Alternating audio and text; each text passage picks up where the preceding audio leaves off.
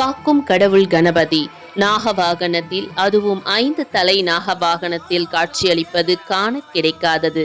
நாகம் என்பது காலத்தை தாண்டிய சக்தி மற்றும் அழிவற்ற தன்மையை குறிக்கும். 5 தலை நாகம் என்பது சக்தி வாய்ந்த ஆற்றல்களின் இணைப்பாகும். நம்மை பாதுகாக்க நாக வாகனத்தில் உலாவர கணநாதர் காத்திருக்கிறார். ராஜகீழ்ப்பாக்கம் சத்யசாய் நகரில் உள்ள ஸ்ரீ செல்வ விநாயகர் ஆலயத்தின் விநாயகர் சதுர்த்தி விழாவின் ஒரு பகுதியான விநாயகர் வீதி உலா காட்சிகளை பார்க்க இருக்கிறோம். வான வேடிக்கைகள் வண்ணமயமாக அதிர பிரம்மாண்டமான நாக வாகனத்தில் விநாயகர் வீதி உலா தொடங்கிவிட்டார்.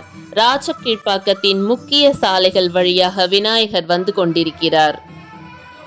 வி என்றால் இதற்கு மேல் இல்லை என்று பொருள். நாயகர் என்றால் தலைவர். இவருக்கு மேல் பெரியவர் யாரும் இல்லை என்பதைத்தான் விநாயகர் என்ற பெயர் உணர்த்துகிறது.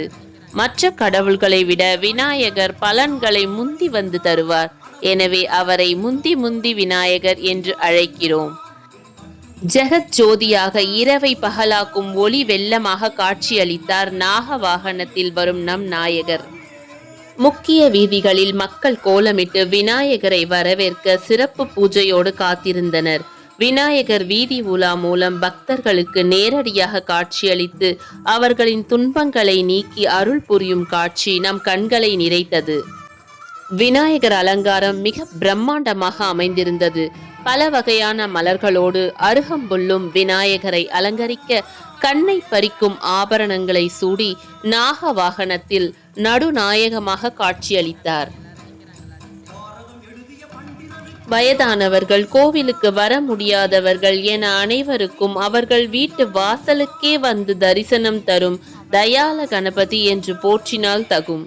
சின்னஞ்சிறு சிறார்கள் தங்களை அழகாக அலங்கரித்து கொண்டு உற்சாகமாக கணநாதனை வரவேற்க காத்திருந்தார்கள். மாலை 6 மணிக்கு தொடங்கிய உலா இரவு 10:30 மணி வரை கோவிலை சுற்றியுள்ள தெருக்களான சத்யசாய் நகர், கோகுல் நகர், தெல்லஸ் அவென்யூ, ஜெயின் குடியிருப்பு மற்றும் முக்கிய வீதிகள் வழியாக ஊர்வலமாக வந்து இங்கு வாழும் மக்களின் சுபிட்சத்தை உறுதி செய்கிறார். சத்யசாய் நகர் மக்கள் பெரிதும் போற்றும் திரு நடராஜன் அவர்கள் அவரது வீட்டில் மாலை மரியாதையை ஏற்றுக்கொண்டார். ஒவ்வொரு ஆண்டும் விழாவில் நடக்கும் ஒரு சிறப்பு அம்சமாக இந்நிகழ்வு கருதப்படுகிறது. நமது உற்சவ மூர்த்தியான செல்வ விநாயகர் வீதி உலாவை முடித்து கொண்டு கோவிலுக்கு திரும்பி கொண்டிருக்கிறார்.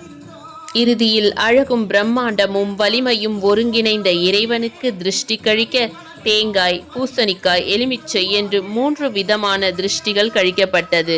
இவை உடைந்து சிதறுவது போல திருஷ்டியும் சிதறியது.